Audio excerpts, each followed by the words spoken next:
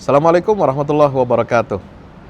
Ada pertanyaan, Pak Ustadz, sekarang lagi heboh tentang disertasi di salah satu perguruan tinggi Islam, penelitian yang menyatakan bahwa hubungan seksual di luar nikah ya dengan syarat tertentu itu tidak melanggar syariat Islam. Benarkah demikian? Ya, benarkah demikian? Ya, hubungan seks non marital ya di luar pernikahan dalam batasan tertentu itu benarkah dia tidak melanggar syariat Islam? Masya Allah, pertanyaannya ini luar biasa ini. Ini sangat penting ya, jamaah, pemirsa, sahabat fillah yang dirahmati Allah Subhanahu wa taala. Pernikahan di dalam syariat Allah, di dalam agama Islam ya, itu sudah ditetapkan bahwa satu-satunya cara untuk melampiaskan hasrat seksual yang dimiliki oleh setiap manusia ya, oleh setiap jenis kelamin pada diri manusia, cara melampiaskan hasrat seksual itu yang benar hanya satu, yaitu sesuai dengan syariat Islam adalah dengan cara perkawinan menurut agama. Ya, di dalam Al-Qur'an surah Al-Mu'minun Allah Subhanahu wa taala berfirman, a'udzubillahi minasyaitonirrajim, walladzina hum li furujihim hafizun. Orang-orang yang beriman adalah mereka orang-orang yang senantiasa menjaga dan memelihara kemaluannya. Bisa mengekang, bisa menahan nafsunya, syahwatnya, dan menjaga kemaluannya. Illa ala azwajihim aw ma malakat aymanuhum. Ya. Kecuali hubungan ya berdasarkan apa? Berhubungan seksual itu dibenarkan kepada siapa? Azwajihim. Itu kepada istri-istri mereka yang dinikahi secara sah sesuai dengan syarat agama, au ma malakat aimanuhum, atau yang dimiliki oleh mereka sebagai budak. Fa innahum ghairu malumin. Maka mereka tidak akan tercela. Lalu kemudian ayat berikutnya ayat 7 surah Al-Mu'minun mengatakan faman ibtagha wara'a dzalika faulaika humul adun.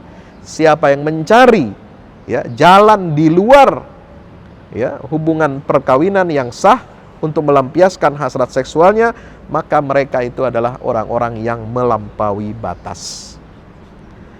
Sahabat fillah yang dirahmati Allah Subhanahu wa taala, Islam datang ya dihadirkan oleh Allah dengan syariat untuk membahagiakan dan mensejahterakan umat manusia. Ya, bukan untuk mencelakakan dan membahayakan umat manusia. Di antara syariat itu adalah masalah pernikahan, bagaimana kita menyalurkan hasrat seksual kita. Tidak boleh sembarangan. Ya. Sebab setiap hubungan seks itu harus mendapatkan legitimasi syariat. Baru dikatakan itu mengikuti ya aturan Allah Subhanahu wa taala. Di luar itu tidak boleh, tidak diperkenankan. Seperti apa? Hubungan yang haram ya, di luar pernikahan, free sex, kawin kontrak, ya, kemudian kumpul kebo, ini nggak boleh. Ya, memangnya manusia ini seperti kebo bisa kumpul-kumpul begitu aja kan nggak mungkin. Ya, ada batasan aturan syariat. Ya, sebab apa? Pernikahan, menyalurkan hasrat seksual itu ada dalam rangka membangun rumah tangga. Ya, membangun keluarga. Membangun keluarga ini berarti membangun peradaban Islam. Ya, maka hubungan seksual itu dikaitkan dengan membangun peradaban. Ya, dengan membangun rumah tangga, membangun keluarga. Tidak bisa kemudian orang bisa menyalurkan hasrat seksualnya ya kepada siapa saja, kapan saja, ya dengan kontrak apa saja, itu lalu kemudian menjadi sah. Dan sebab ini bertentangan dengan prinsip-prinsip maqasid syariah. Maqasid syariah adalah untuk menjaga ya keberlangsungan ya jenis hidup manusia. Dengan apa? Dengan pernikahan yang sah menurut syariat agama Allah Subhanahu wa taala. Nah, celakanya ya sahabat fillah yang dirahmati Allah, ini disertasi mengutip apa? Mengutip pemikiran tokoh liberal Muhammad Syahrur yang sudah dikenal dia sebagai tokoh pemikir Marxis ya, banyak mengambil teori hermeneutika, dekonstruksi Sehingga apa? Menghancurkan, merusak konsep dan metodologi tafsir yang dikenal oleh umat Islam sepanjang sejarah peradabannya. Ya, dan ini tidak dibenarkan oleh para ulama. Kalau ingin merujuk ke bagaimana hermeneutika ini tidak dibenarkan dalam pengkajian tafsir Al-Quran, bisa dirujuk buku saya dalam kritik terhadap studi Al-Quran kaum liberal. Buku saya juga ada tafsir sesat, ya, isai 58 isai meluruskan kiblat umat Islam di Indonesia. Kemudian juga ada karya-karya dari kawan-kawan saya di INSIS, ya, itu sudah banyak mengupas tentang bahaya hermeneutika dalam penafsiran Al-Quran. Nah, bahayanya itu seperti ini, sehingga muncul penafsiran bahwasanya apa?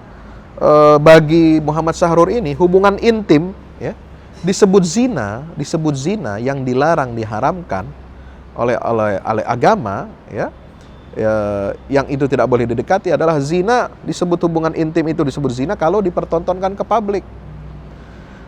Kalau hubungan intim atau perzinahan itu dilakukan di ruang tertutup, privat, berlandaskan suka sama suka, ya, kedua-duanya sudah dewasa, tidak ada unsur penipuan dan niatnya tulus, maka tidak bisa disebut zina. Ini kan pemikiran yang berbahaya sekali.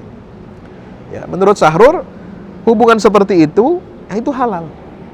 Ini kan bahaya sekali kalau kita mengamini seperti ini. Ya, tidak bisa kita mengatakan bahwasanya setiap hubungan, ya, yang disebut zina itu adalah kalau dipertontonkan ke publik, ya, atau secara paksaan, atau dia dilakukan dengan cara penipuan. Nah, sebaliknya, kalau tidak ada penipuan, dilakukan suka sama suka, dilakukan di ruang tertutup, di ruang privat, maka itu bukan zina. Nauzubillah. Jangan sampai anak cucu keturunan kita terpapar penyakit liberalisme seperti ini. Ini bisa meruntuhkan akhlak dan moral umat Islam. Demikian, wassalamualaikum warahmatullahi wabarakatuh.